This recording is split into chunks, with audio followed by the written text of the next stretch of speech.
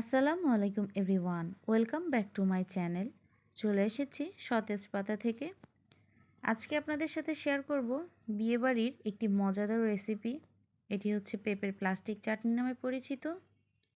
চলুন দেখে নেই লোভনীয় এই চাটনিটি কিভাবে সহজেই তৈরি করতে পারছি। আজকে আপনাদের সাথে সেটাই শেয়ার করব। এটি হচ্ছে পেপার প্লাস্টিক চাটনি। এখানে আমি বড় একটি সাইজের পেঁপে নিয়ে নিয়েছি। পেঁপেটাকে এবার আমি বোটা ছিলে দুই ভাগে ভাগ করে নিচ্ছি। যেহেতু পেঁপেটা বড় সাইজের, আমি এখানে এক খণ্ড নিয়েই করব। মাঝের বিচিগুলোকে ফেলে দিচ্ছি, খুব ভালোভাবে পরিষ্কার করে নিচ্ছি। আমি এক খণ্ড পেঁপেকে রেখে পিলারের সাহায্যে বাইরের আবরণটা ছিলে নিচ্ছি। চাইলে এখানে আপনারা বটির সাহায্যেও পরিষ্কার করে নিতে পারেন। আমি এবার যেই শেপে চিপসটা করব সেই শেপ অনুযায়ী পেঁপেটাকে সাইজ করে নিচ্ছি। খুব ভালোভাবে পরিষ্কার করে নিব। এই পর্যায়ে আমি একটি ধারালো নাইফের সাহায্যে পেঁপের টুকরোগুলোকে পাতলা পাতলা চিপসের মতো কেটে নিচ্ছি। দেখুন, একদম পাতলা করে কেটে নিচ্ছি। এইভাবে আপনাদেরকে কাটতে হবে। আমি আপনাদের বোঝার সুবিধার জন্য সামনে থেকে আরও একবার দেখিয়ে দিচ্ছি। এত পাতলা করে কাটতে হবে যেন আমার নাইফটা ভিতর থেকে দেখা যায়। পাতলা পাতলা স্লাইস করে আমরা পেঁপের এই চিপসগুলো কেটে নিব।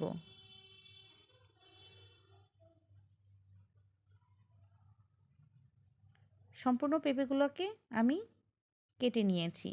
দেখুন, একদম পাতলা করে হাফ পেঁপেটাকে কেটে আমি চাটনির জন্য রেডি করে নিয়েছি। একটু ধৈর্য সহকারে স্লাইসগুলো করতে হবে। এখানে একটি হাঁড়ি নিয়ে নিলাম। এরপরে আমি কেটে রাখা পেঁপের স্লাইসগুলোকে হাঁড়িতে দিয়ে দিলাম। আর এটাকে আমি সিদ্ধ করব, যার জন্য আমি এখানে 2 কাপ পানি ব্যবহার করছি। এরপরে আমি এটাকে ঢাকনা দিয়ে ঢেকে দিব 3 থেকে 4 মিনিটের জন্য। এই পর্যায়ে ঢাকনাটা তুলে আপনাদেরকে দেখাচ্ছি পেঁপেটার কালারটা পরিবর্তন হয়ে কতটা নরম হয়েছে। আমি এই পর্যায়ে নরম রেখেছি। এবার এটাকে একটি চালনির সাহায্যে ছেঁকে নিব। দেখুন, আমি একটি চালনির সাহায্যে এটাকে ছেঁকে নিয়েছি। এরপরে আমি শিরা তৈরি করব। একটি হাঁড়ি নিয়ে নিলাম, দিয়ে দিলাম 1.5 কাপ চিনি। আর 1.5 কাপ চিনির জন্য আমি এখানে 1 কাপ পানি ব্যবহার করেছি।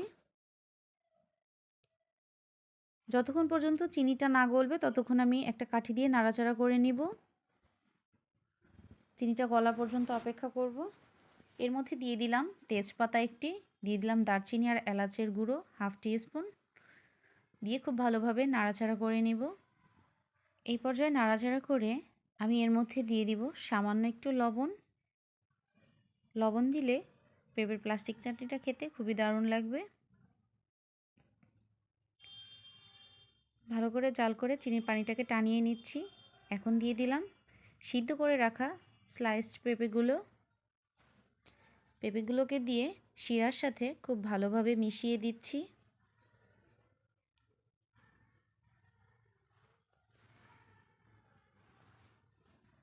খুব আলতো হাতে এখানে মিশিয়ে নিব।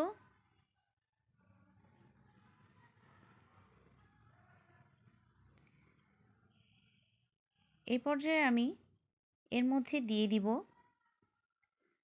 কিশমিশ 2 চামচ এবং কাজু বাদাম 2 চামচ।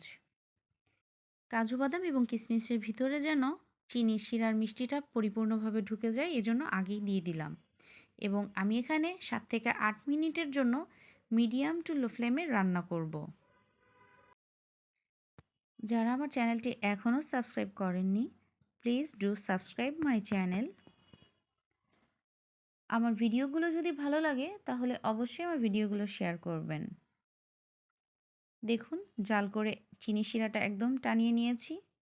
অলমোস্ট রেডি আমার পেঁপের প্লাস্টিক চাটনি। আপনাদেরকে দেখাচ্ছি। এরকম আঠালো ভাবটা যখন চলে আসবে তখন বুঝবেন যে আপনাদের শিরাটা নামানোর উপযোগী হয়ে গিয়েছে।